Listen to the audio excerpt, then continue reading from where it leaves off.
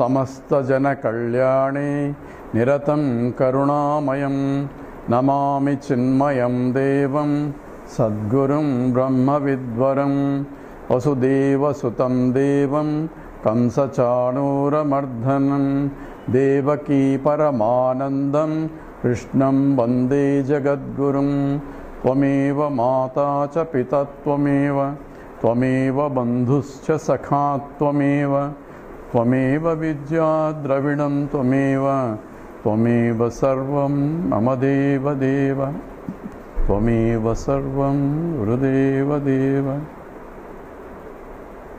Hari Om.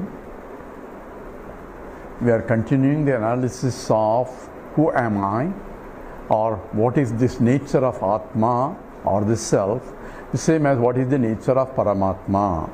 And here we are looking from the individual point at the local level. It is because of which I am a knower and everything is known. I am a conscious entity, but I cannot be known as an object. I am the very subject in every knowledge. So therefore, I am the one who is a perceiver, feeler, thinker, but because of me only everything is known. But I myself cannot be an object of knowledge because I am the knowing principle itself. Therefore, I give the consciousness as though lend consciousness to the buddhi or the intellect, because of which the intellect can know the thoughts in the mind, and the thoughts in the mind are nothing but objects, locusts, and therefore objects are known. So all this knowledge is indirectly coming from because of I am. So I am essentially revealed in every thought also, and it's not the thoughtless state that I had to recognize myself, because in every thought also I am there. Without me present, even thought cannot be known. And this is being explained here in the next sloka. We are going to take now sloka 130, and that it says Yena Viswamidam Vyaptam Yena Viswamidam Vyaptam Yamna Vyapnoti Kinchana Yamna Vyapnoti Kinchana Abharupamidam Sarvam Abharupamidam Sarvam Yam Bhantamanubhatyayam Yam Bhantamanubhatyayam. So Yena, by which Idam Vishwam Vyapti, that which is pervading, by which it is pervading, the whole universe is pervaded by this. Now we are going into from a local consciousness, awareness in the individual mind. Now we are talking about the global aspect, because there is no difference from the point of consciousness, local and global. It's only the reflecting mediums are different. From the reflecting medium, local mind is activated by the same consciousness, and that consciousness which is reflected is called Chidabhasa, and through the Chidabhasa I am knowing all the objects through the world also. So now we are going from the macroscopic analysis, from the same consciousness reflected from the total world is Idam Sarvam, is essentially expressing as inert objects all over also. So Yena Vishwam Idam Vyaptam. So that which pervades the whole universe. And that's how Vishnu Sahasranama starts also. In the Vishnu Sahasranama starts the Vishwam, Vishnu. So he is Vishwam, that means he is the whole universe, because he himself became many.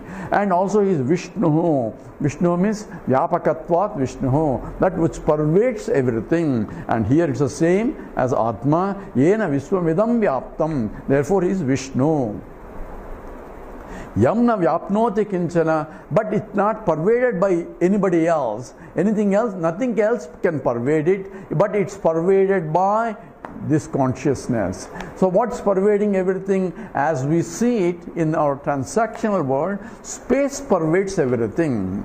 In fact, perception of space is very, very, very interesting, because when I say I am seeing the space, there is not enough space here, but I really don't see the space. Just as we mentioned, I don't really see the light, only reflected light I can recognize, but same way, space itself cannot be seen. Some acharyas talks about pramana and says space and time are seen by a sakshi in the Madhva philosophy. When I say this is an object, I am seeing a pot now, so now indicates the time, and the spatial location is also indicated. So the time and the space are recognized by a sakshi. That's what the Dvaitic interpretation. Actually, now is not really time. Now is only a continuous present, and I need something else to compare it to make a time. We said time is a gap between two sequential events. So when I see a pot now, how do I see pot? I am seeing a pot, a cognitive process occurs, but there is also recognition process. In the recognition, I go back to the memory. Therefore, in the past, I know the object with these attributes is a pot. Therefore, I am comparing something with the past and something with the present. Therefore, a time concept also arises, because I need a then, which is past, now, which is now, and in between we call it a time. In the now, there is no really time, because that's why we said karmani eva adhikarasti. You can only act in the present, and in the present is a gap between the past and the future, and I can keep on dividing until nothing will be left. It can be a microsecond, a picosecond, and what is left is only the one who is dividing, who is independent of this gap, and that is essentially conscious entity that I am. Only conscious entity can do this process, and that is only independent of time. The present itself, now itself, is not there, and therefore one has to know the time from now and then past. Then the time concept arises. When I am continuously concentrating in one subject, I am in the now only. I even forget the concept of time itself. A single observation will not give you time. I need the two observations, one that is gone and one it is now, and that's how the time is arises. So therefore, Vishwam idam vyaptam yam na vyapnoti kinchana, that which is not pervaded by anything else. So even space also is, we say, is pervades everything. So there is no space where space is not there. If there is something there beyond the space, then we'll ask you what is there. And if there is something, then the space has to be there. Akasha means, how we define Akasha? Akasha is that which provides avakasha. Avakasha means accommodation. So space is that which accommodates everything, and space itself is limitless and it is infinite. And that itself is within consciousness, because consciousness pervades the space also. I can swallow even the space, I can swallow the time and the space. And the space is swallowed when I don't see the sequential, the simultaneous points. Space is gap between two simultaneous observations. Time is gap between two sequential observations, and the observer has to be independent of observations, and the observer itself is beyond the space and time. That's what happens in the deep sleep state. There is nothing to observe. There is only one thing, that continuous observation is absence of any observations. That means any duality. And that one observation is not sufficient to define a time or define a space. Therefore, I am there, but no space and time there. Therefore, I can even transcend the space, and space and time comes once the mind comes into picture. Without the mind present, existence of the space, existence of the time cannot be established. It may be there, it may not be there, but we cannot establish. It becomes an indeterminate problem. So mind makes it determinate, and mind makes it determinate only because the consciousness illumining the mind also.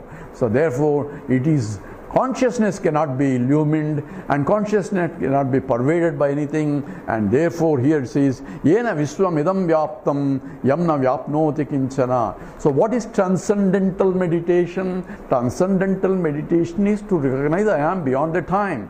because the beyond time and space is transcending. That's what I had to transcend. It's not that I'm going to transcend some state and I had to sit in some meditation and reach some kind of some experience of transcendental meditation. It's none of that. If you have to experience, it is again time bound. So because after you come back from experience, you are back to the same. What I need is a knowledge that I am, in spite of this space and time, I am beyond the space and time. Because I am an observer of the observation of both space and time also. So I call Kalo Jagat Bhatshaka. Time consumes everything. He called Yama. Yama is called time, and he eats everything. So Kalo Jagat Bhatsha, he eats even everything else. So all my suffering and all that, whatever I thought 5 years ago, now is no more a problem because the time has consumed. Time consumes everything also because everything is changing. In fact, the time is defined as changing of state 1 to state 2. So anything that changes is only within the time and defines the time also. But this I am even swallow the time also because I can exist beyond the time, and that is essentially in the Sushupti state. But if I understand that I am beyond the time even in the waking state, that is what a wisdom is. Wisdom is I am pure conscious entity. What I am conscious of are within the time space, and I am that beyond, because of which I am conscious of the time and conscious of the space. I pervade the time and I pervade the space. So therefore, yena vishwam idam vyaptam. So vishwam includes space and time. I am pervading all of them. Abharupam idam sarvam. So this sarvam is abharupam. They do not have the effulgence of their own. It is of the nature of unconscious entity. Idam sarvam, everything. So yam bhantam anubhatyam. And that which depends upon me to illumine, and because inert things doesn't say I am there. So existence of inert cannot be established unless there is a conscious entity to establish the existence of an inert entity. So we are talking about the Brahman. Brahman himself became many, and many becomes in terms of it exists as a Sat Sarupam. So in the Chandogya Upanishad, in the 6th chapter, when the Uddalaka, the teacher, teaches his son Swetaketu, says everything came from that Sat only, and the whole universe that you are talking about is idam sarvam. Says this entire universe, idam means the entire universe, sarvam. Aitadatya vedagam sarvam tat satyam. What is pervading the idam sarvam is the cause from which it came, and the cause that which came is nothing but existence, and therefore everything is existence, and tattvamasi Swetaketu, you are that existence. So it came from you only. So don't complain, say who created this universe and all that. It's you who created, and then complaining about your own creation.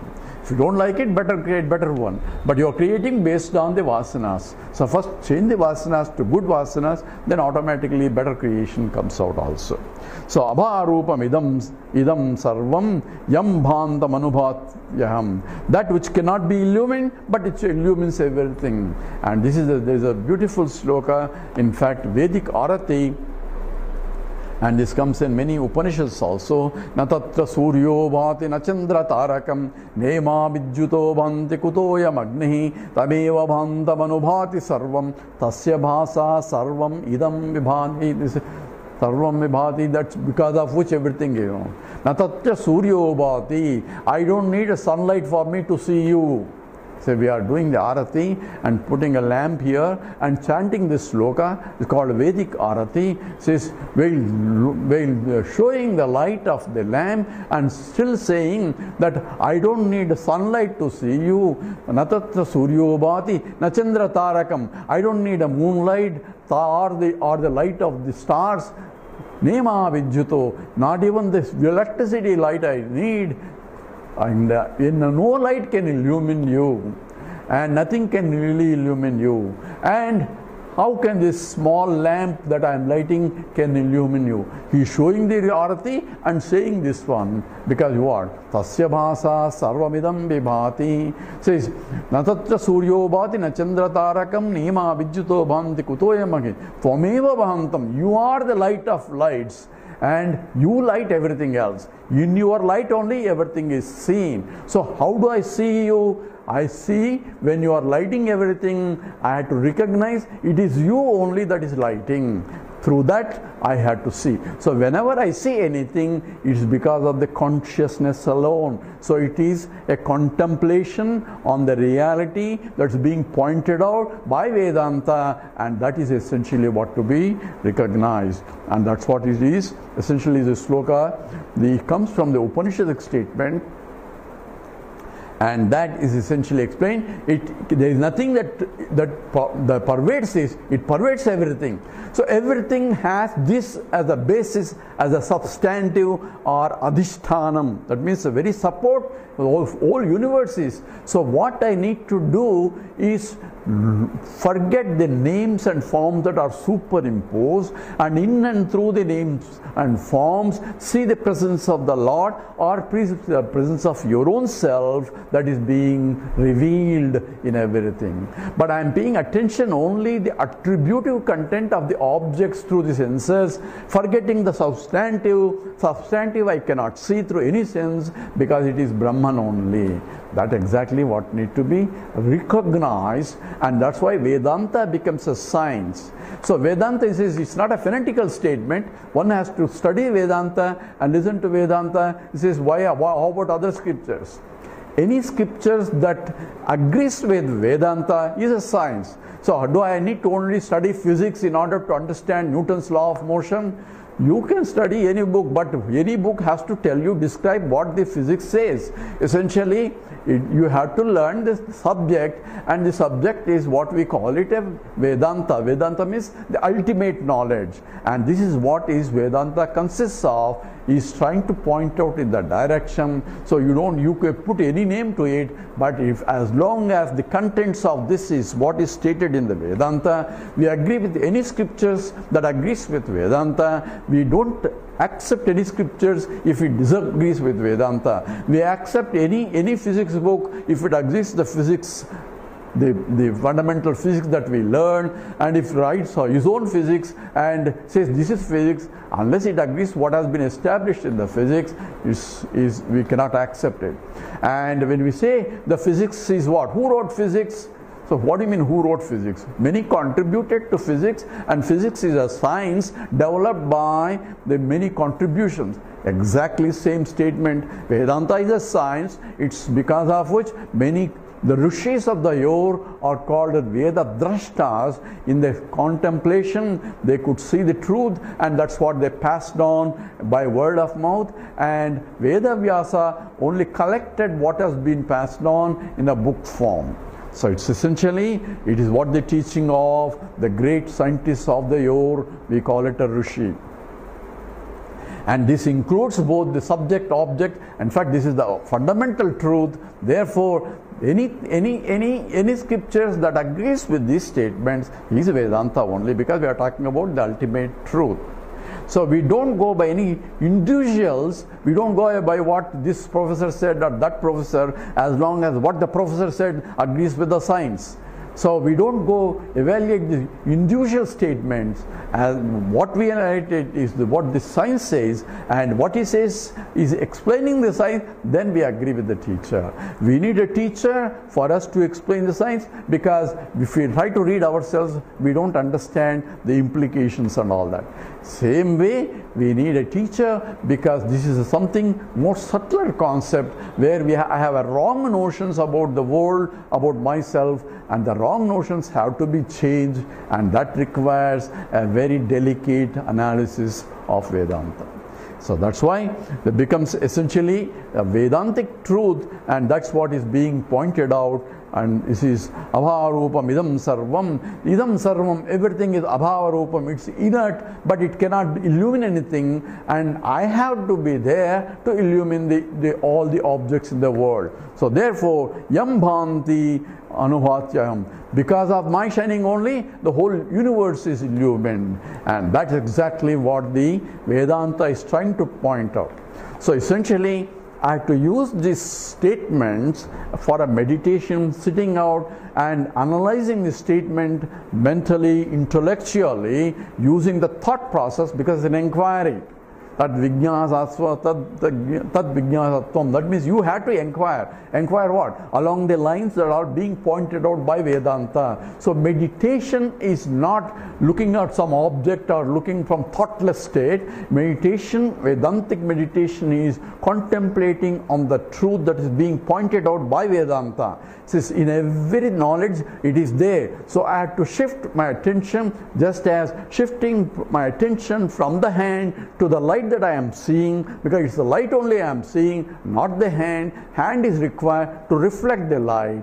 In the same way, all thoughts are required, and I had to see, as Vedanta points out, in every thought it's being revealed because I am conscious of the thought. So shift the attention from the thought to that because of which thought is known.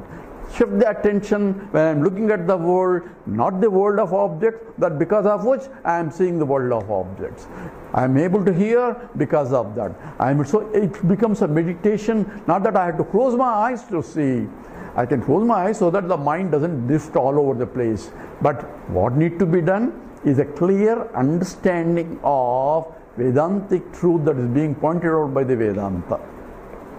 And that's being essentially explained here. So that's why we are taking a sloka by sloka, because this is a meditative slokas, and this is what the whole Upanishad also tries to tell. And essentially we are looking at the Viveka Chudamani, condensing and solidifying the Vedantic truths and presenting what exactly is Atma in this fashion. We'll continue this after we come back. I will stop here. Om Purnamada Purnamidam Purnat Purnamudachyate Purnasya Purnamadaya Purnameva Vasishyate. Om Shanti Shanti Shanti. Harihi Om. Sri Gurubhyo Namaha. Harihi Om.